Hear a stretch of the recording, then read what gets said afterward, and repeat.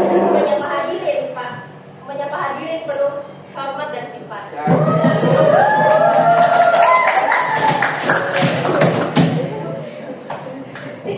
Jadi adik-adik berdirinya saya di sini sebagai pengawal acara dan moderator kegiatan kita pada kali ini. Jadi kegiatan kita kali ini bertemakan Speak with Confidence, membangun komunikasi asertif pada OSIS SMP Negeri 12 Makassar. Jadi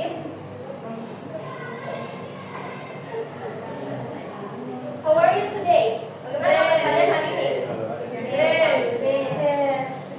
Ada yang sedih, flat, capek, baik, lagi capek, pasti semua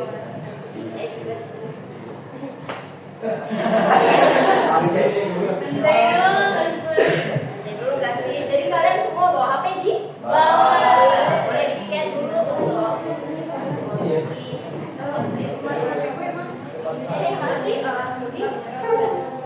Bagi alat tulis. Ada yang bawa alat tulis? Pulpen? Coba.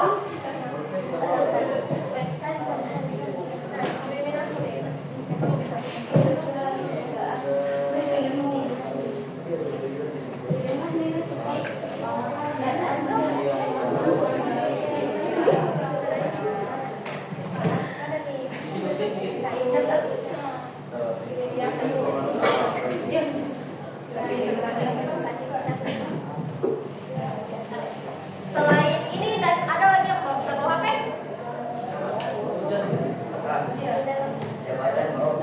Jalan kali Pak di OSIS apa anggota?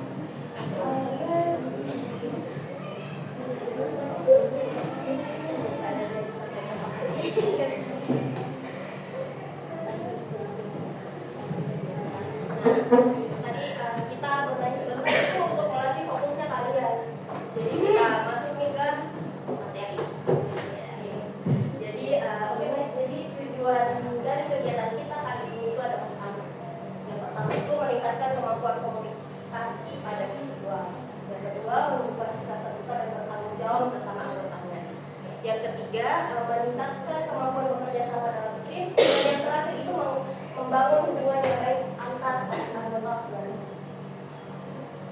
Untuk itu, tanpa berlama-lama lagi kita masuk ke materi yang pertama yang akan dibawakan oleh saudara Danisa Safira. Ada saudara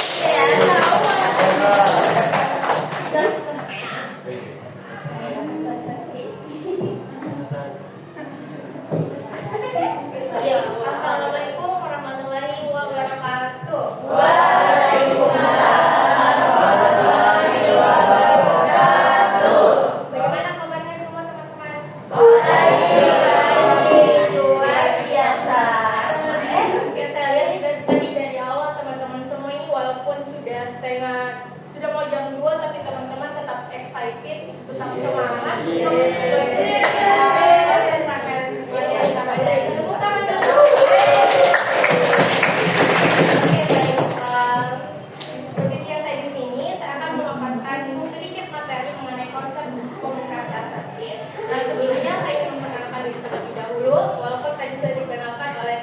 Moderator kisah kita pada hari ini. Jadi perkenalkan, nama saya Danisa Safira. Nanti teman-teman bisa panggil saya Danisa Safira. Danisa saja. Salam kenal semua. Oke baik. Tanpa perlu berlama-lama, saya mau tanya nih ke teman-teman. Apakah teman-teman dari tata komunikasi asertif ini teman-teman sudah merasa sering mendengarnya atau masih merasa asing mendengar kata asertif ini? Boleh angkat tangannya yang ingin menjawab. Sudah sering mendengar kata ini atau sering? Oke. Namanya siapa? Jadi nama saya itu Sheryl Diaga, biasa dipanggil Sheryl. Oke, Sheryl. Ini Sheryl biasanya mendengar kata komunikasi asertif itu di mana? Biasa itu kalau di tempat pelatihan atau di podcast di YouTube. Oke, baik. Kalau teman-teman yang lain ada serupa dengan Sheryl atau ada yang masih merasa kayak, oh baru hari ini saya tahu ini kata komunikasi asertif. Boleh angkat tangannya? Baru hari ini. Lumayan banyak. Ada beberapa yang baru hari ini mengetahui kata komunikasi asertif. Bisa dilihat. Oke, baik. Jadi apa sih itu komunikasi asertif? Nah, komunikasi asertif itu adalah caranya kita menyampaikan pikiran atau apa yang kita rasa, apa yang teman-teman rasa, apa yang teman-teman pikirkan atau butuhkan itu dengan cara jujur, terbuka dan tegas tanpa melukai atau tanpa membuat orang lain itu merasa tersinggung.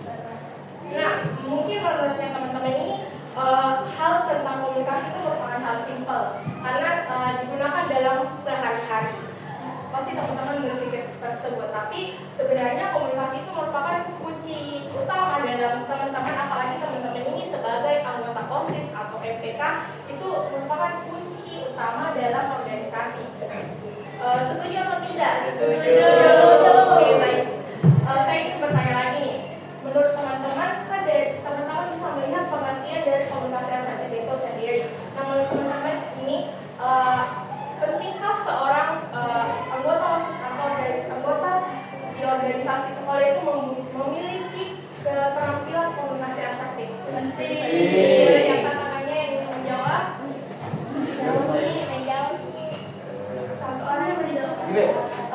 Dan berikan alasannya.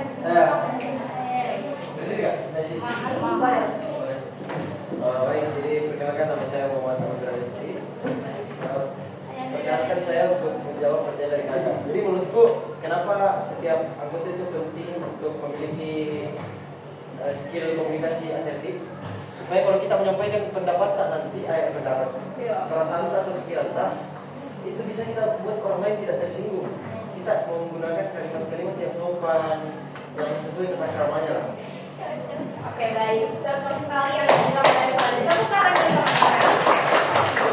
Oke, betul sekali yang disampaikan tadi oleh teman kita.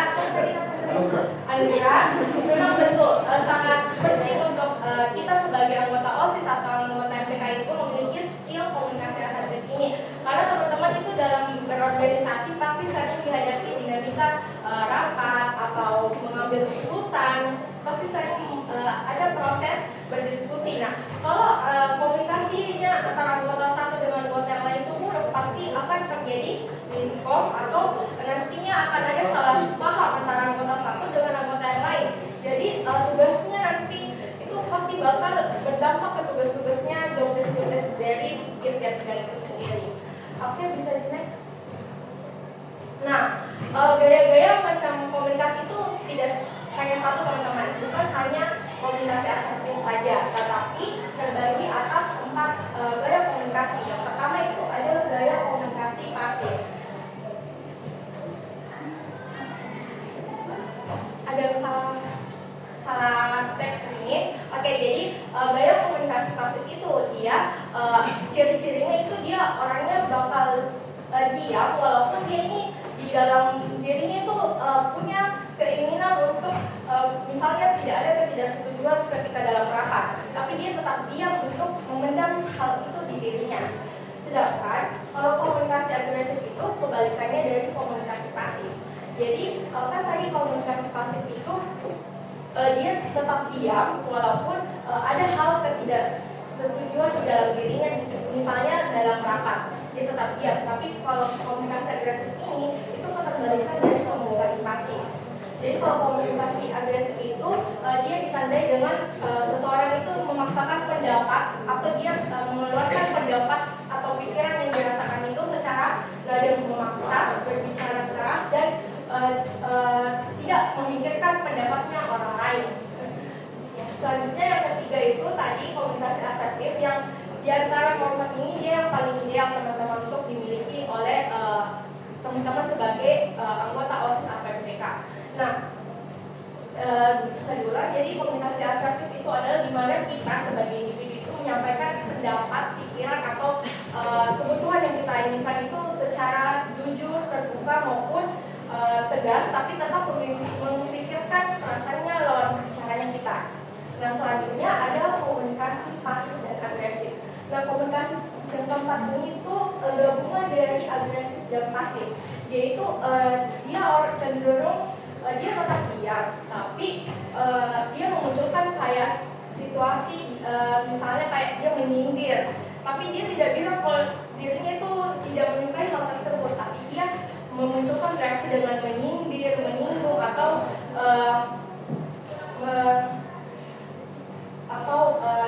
kayak kalau dikasih tugas dia tidak kayak mengerjakan hal tugas itu secara plong, tapi dia setengah-setengah saja kerjakan tugas itu. Jadi setelah teman-teman mengetahui 4 gaya-gaya komunikasi ini, diharapkannya ini teman-teman bisa melakukan refleksi diri untuk kayak dari setelah saya tahu ini perbedaannya keempat komunikasi ini, gaya komunikasi saya ternyata di bagian ini nih kalau rapat. Nah, saya mau bertanya lagi dari perbedaan gaya-gaya komunikasi ini yang telah saya paparkan tadi.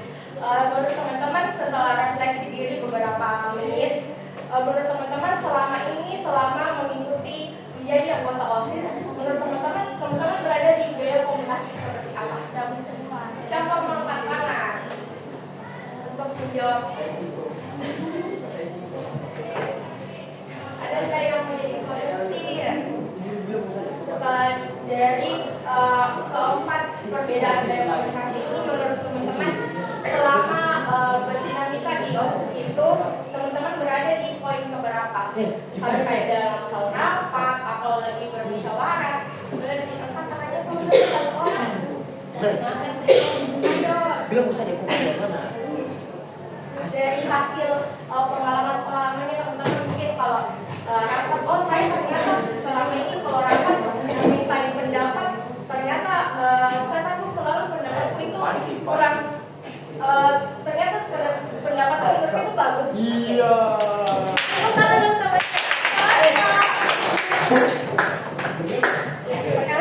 Sebelumnya perkenalkan nama saya Muhammad Gibran. Dipanggil siapa? Biasa dipanggil Gibran. Oke.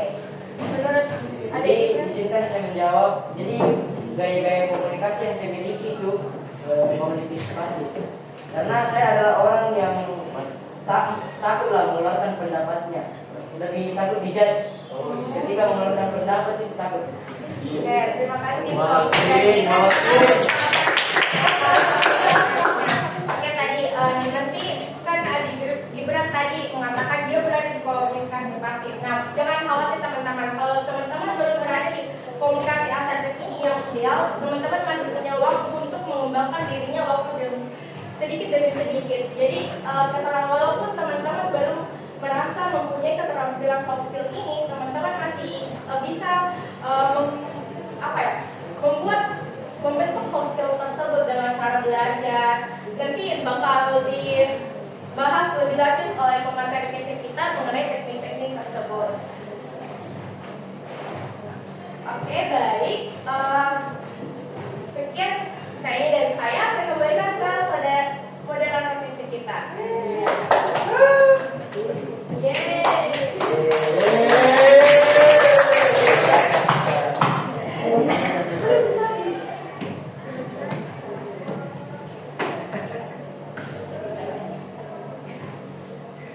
Terima kasih Nuna. Jadi kalian tahu kalian sudah paham nih toh apa itu komunikasi asertif? Ya.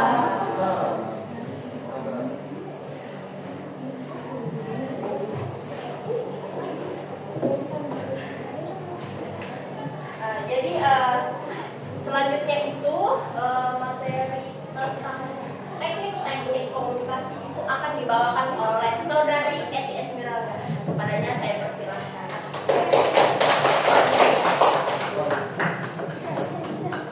Oke, baik. Nah, terima kasih kepada MC atas kesempatannya. Jadi sebelumnya siapa tadi namaku? Eti. Jadi saya Eti Esmeralda, biasa disapa Eti. Nah, di sini saya akan membawakan materi terkait teknik-teknik komunikasi asertif. Tapi sebelum masuk ke situ, saya mau bertanya dulu nih. Kira-kira adakah orang yang memiliki kemampuan untuk membaca pikiran orang lain? Tidak ada. Kalau di sini kira-kira ada atau tidak? Ada. Siapa? Ada? Ada. Siapa? Bisa. Oke. Jadi kalau sesuai faktanya sebenarnya tidak ada orang yang bisa membaca pikiran orang lain. Nah, jadi di sini dalam berhubungan dengan sesamanya, entah dengan teman, dengan keluarga, ataupun dengan mungkin pasangan, kita perlu kemampuan komunikasi agar hubungan kita bisa berjalan dengan baik.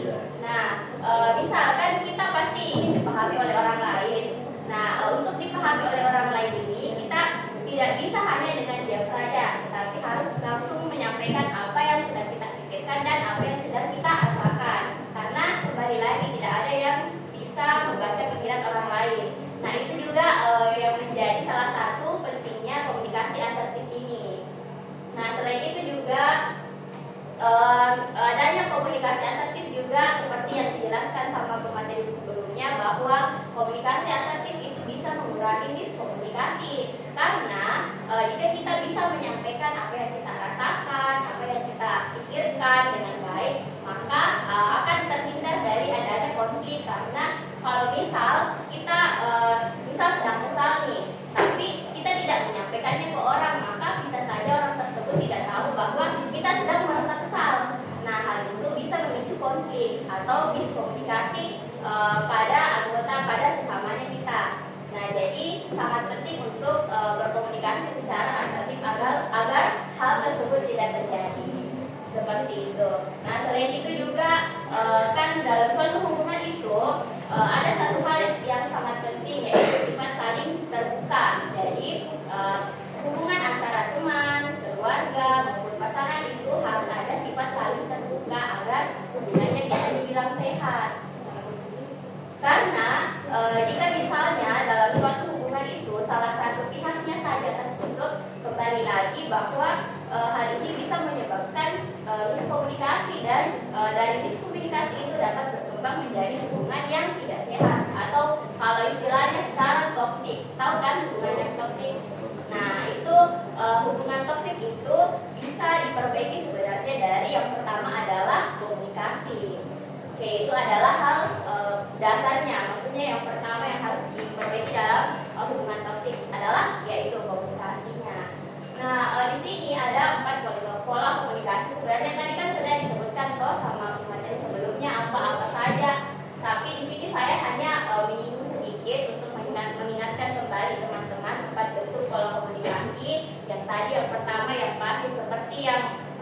dirasakan sama siapa tadi namanya?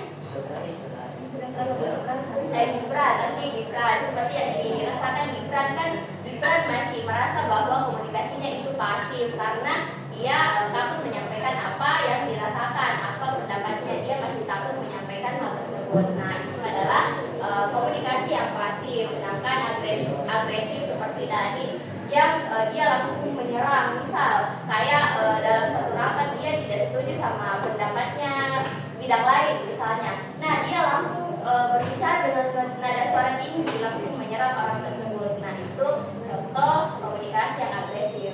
Nah tapi di sini tidak ada yang seperti itu gaya komunikasinya. Ada? Tidak ada. Oke, alhamdulillah kalau tidak ada ya.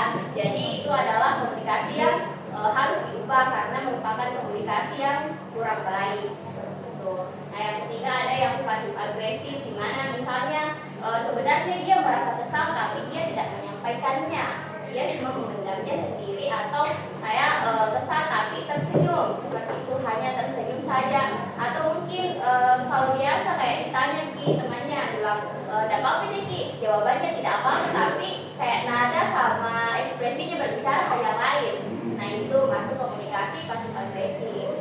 Nah kalau untuk asertif seperti yang tadi, yang bisa menyampaikan apa yang dirasakan, yang dipikirkan, bagaimana masalahnya, seperti itu dengan komunikasi yang sopan dan baik, seperti itu. Okay, next. Nah, mungkin kita masuk ke materi utamanya, yaitu teknik komunikasi asertif. Jadi yang pertama ada teknik I statement, di mana pada teknik itu kita dalam menyampaikan pendapat itu berfokus pada perasaannya kita tanpa menyinggung orang lain. Maksudnya bagaimana? Misalnya nih, kita terlambat datang ke janjian dengan teman kita. Nah, tapi teman kita memberikan respon. Misalnya dia mengatakan, jadi molor Ki gara-gara kau telat. Nah, ini adalah bentuk komunikasi yang tidak baik karena dia menyalahkan kita. Kan kita di sini juga keadaannya belum tentu telatnya karena kesiangan, siapa tahu kita telat karena ada kendala di jalan. Nah, itu adalah komunikasi yang tidak baik. Nah, kalau komunikasi asertifnya bagaimana? Kalau komunikasi asertifnya, maka respon yang baik dari teman kita harusnya adalah mengatakan bahwa saya merasa tidak senang karena saya membuang-buang waktu saya saat menunggu di sini. Nah, dia memposisikan perasaannya, dia menyampaikan perasaannya tanpa menyinggung kita. Jadi di sini kita jadi paham bahwa dia tidak senang karena saya telat. Jadi lain kali harusnya saya bisa lebih cepat, bisa tepat waktu, seperti itu. Jadi dia tidak menyinggung temannya yang tadi, tapi hanya menyampaikan apa yang sedang dia rasakan, seperti itu. Nah, sedangkan teknik 2 ini terkait dengan bahasa tubuh. Jadi bahasa ini terdiri atas 2. Yang pertama ada bahasa verbal, yang kedua ada bahasa non verbal. Nah, kalau bahasa verbal yang tadi yang kayak seperti sekarang yang sedang saya lakukan, berbicara dengan suara seperti itu. Nah, itu adalah bahasa verbal. Nah, yang kedua adalah bahasa non verbal, yaitu bahasa tubuh. Bahasa tubuh misalnya kayak saya sekarang berbicara sambil menggerakkan tangan, tatapan mata. Nah, itu semua adalah bahasa non verbal. Atau mungkin saya sedang menghadap ke arah sini. Nah, itu juga bentuk bahasa non verbal. Jadi karena sebenarnya dalam komunikasi asertif ini tidak hanya berkaitan dengan cara berbicara, tetapi juga cara mendengarkan.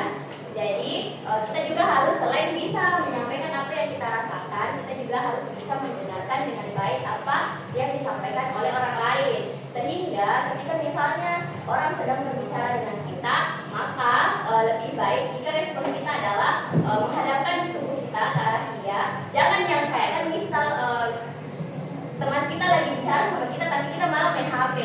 Nah, itu kan orang lain bisa saja dia merasa bahwa dia sedang tidak diperhatikan. Nah, apakah ada yang relate dengan keadaan seperti itu? Pernah? Oke. Nah, kalau begitu berarti itu adalah bentuk komunikasi yang belum tergolong asertif. Jadi, kalau ingin berkomunikasi asertif, maka ketika seperti yang saya sebutkan tadi, ketika temannya sedang berbicara, silahkan untuk menatap matanya, memperhatikan apa yang disampaikan oleh teman kita tersebut, dan kalau bisa kita menanggapinya sambil misal kayak entah kalau menganggukkan atau badan kita menghadap ke arah dia sehingga teman kita bisa merasa lebih diperhatikan. Jadi pandangannya kalau temannya berbicara jangan mungkin temannya sedang di situ tapi kita begini. Ya jangan seperti itu. Nah, oke. Next. Nah, itu tadi teknik kedua. Nah, teknik ketiga yaitu tentang berani mengatakan tidak. Jadi komunikasi asertif juga berkaitan dengan penolakan. Tapi di sini penolakannya bukan yang langsung membentak, bilang nggak mau deh. Nah, tapi penolakannya adalah dengan memberikan penolakan yang baik, yang sopan, dan memberikan juga alasan yang logis. Jadi misalnya kita diajak untuk pergi bermain atau pergi ke mall sama teman, tapi di sisi lain kita juga memiliki tugas yang harus diselesaikan. Maka kita bisa menolaknya dengan mengatakan misal, maaf ya hari ini belum bisa karena saya ada tugas yang harus dikerjakan. Nah seperti itu. Atau bisa juga memberikan alternatif yang lain, misalnya mengatakan bahwa kita ke mallnya besok saja kalau tugas saya sudah selesai, seperti itu. Nah jadi bentuk komunikasi seperti ini tuh juga bagus karena bisa membantu mengurangi adanya kerenggangan dalam suatu hubungan, seperti itu. Nah dan yang terakhir adalah klarifikasi dan negosiasi. Nah ini cocok dipakai pada situasi yang yang terjadi perbedaan pendapat, ketidaksesuaian kebutuhan atau potensi konflik dalam suatu percakapan. Nah ini juga bisa kalau misal kayak dalam suatu rapat, misal ada rapat yang diadakan sama anggota OSIS tapi bertabrakan sama jadwalnya kita. Nah, tapi sebelum itu kita harus dulu memastikan kira-kira ini rapatnya apakah harus semua anggota hadir. Terus juga memastikan kalau sudah memastikan, misal semua anggotanya harus hadir, maka kita bisa memberikan alasan bahwa maaf ya saya tidak bisa hadir karena ada jadwal yang bertabrakan. Nah, kita juga bisa memberikan alternatif lain bahwasanya kita hadirnya cuma misal setengah rapat karena harus pergi juga, seperti itu. Nah, tapi terkait dengan teknik ini sebelum melakukannya, yang pertama terlebih dahulu harus dimiliki adalah rasa percaya diri. Ya betul. Nah, tadi kan Gibran sudah mulai percaya diri seperti itu, sudah bisa menyampaikan perasaannya. Nah, itu adalah langkah awal yang bagus untuk mencapai komunikasi asertif, seperti itu. Oke, nah selain itu juga mungkin karena kan Gibran tadi merasa bahwa dia takut diketahui misalnya oleh teman-temannya seperti itu kalau mengungkapkan pendapat. Nah, sebenarnya hal itu adalah perasaan dari diri kita saja, karena kalau orang lain melihat kita, sebenarnya mungkin awalnya kita akan merasa malu karena mungkin apa yang kita sampaikan itu salah, kurang tepat. Nah, di sisi kita mungkin akan mengingat hal tersebut mungkin agak lama ya, selama 1 minggu, tapi orang yang mendengarkan kita akan melupakan hal tersebut dengan cepat. Jadi mungkin kayak baru 2 hari atau selesai gitu akan melupakan nih orang yang dengar gitu. Nah, sama juga bisa juga dengan mempersiapkan memang apa yang mau kita sampaikan. Misal ada rapat nih yang membahas misal kinerja seperti itu. Nah, sebelum ke rapat tersebut kita bisa menyampaikan bahwa kita bisa mempersiapkan diri terlebih dahulu di rumah terkait apa-apa yang mungkin nanti mau kita tanyakan saat rapat. Selain itu juga bisa dengan kita harus menempatkan diri kita bahwa orang lain ketika kita bersifat pasif tidak pernah berbicara bisa saja menganggap kita sebagai orang yang tidak bertanggung jawab atau tidak aktif karena tidak pernah ngomong-ngomong ini di grup, jadi kayak tidak ada kontribusinya seperti itu. Tapi itu adalah salah satu dampak ketika kita tidak pernah berbicara, ketika kita bersifat pasif. Nah, oleh karena itu lebih baik yang kita sampaikan kontribusinya tidak terlalu banyak daripada tidak ada yang kita sampaikan sama sekali, seperti itu. Oke, mungkin itu saja kalau dari saya. Tidak tidak terlalu banyak, saya juga tidak terlalu bisa bertanya ke teman-teman sekalian. Jadi saya kembalikan saja ke MC kita. Baik, terima kasih. Nah, jadi tadi itu kalian sudah dapat materi tentang teknik-teknik komunikasi. Jadi sebelum kita mulai lebih jauh lagi, ada di sini teman-teman yang ingin bertanya terkait teknik dan pelatihannya tadi? Masih ada, tapi sekarang pertanyaannya seputar teknik. yes, yang sudah ada yang mau bertanya? Cuk, boleh? Dia mau dulu. Bisa dikasih teks sebelumnya? Kalau bertanya atau mau bertanya? Bukan, kalau bisa berikut yang satunya, teknik satunya tadi Kak. Oh, yang satu. Nah, Kamu bisa kenalkan perkenalan nama, kelas, sama jabatannya. Baik, terima kasih sebelumnya kesempatan yang telah diberikan. Perkenalkan, saya Firi Sofia Zahira, biasa dipanggil Zahira. Halo Zahira. halo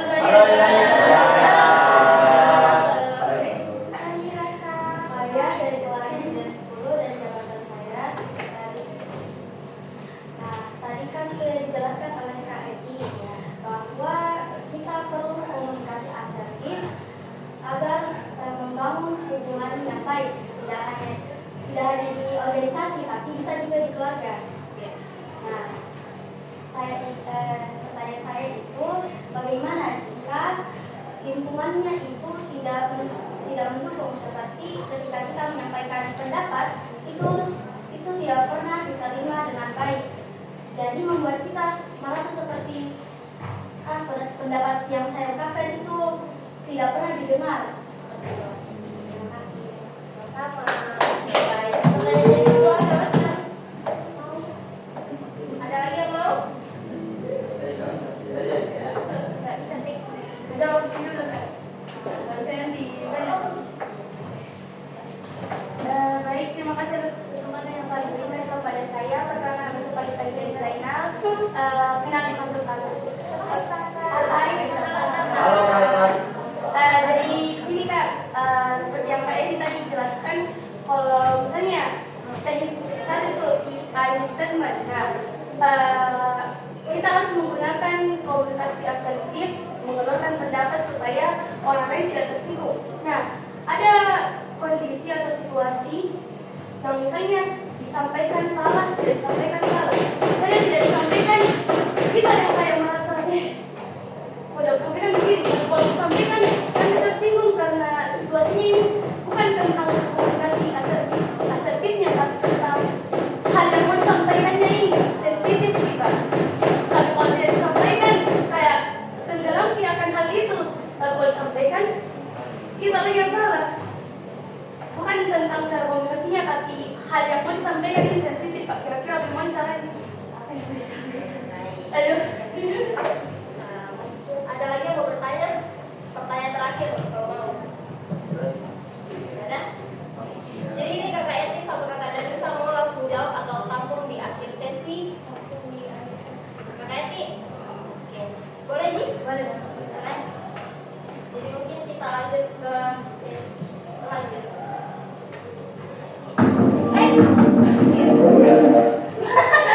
Diri ibu itu.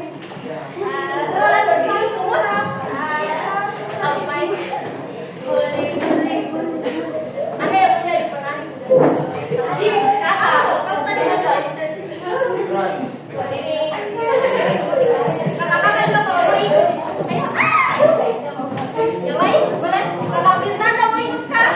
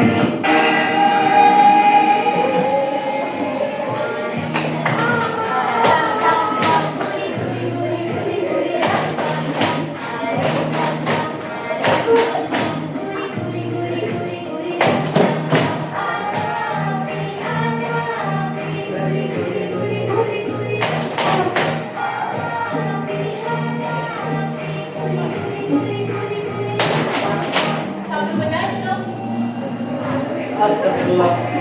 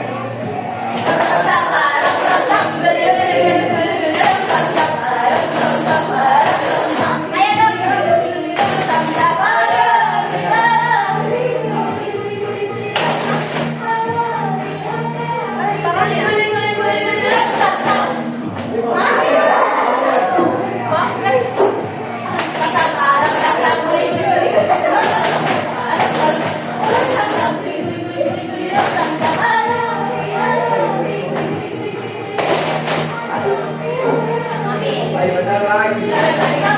Ayo dimakan.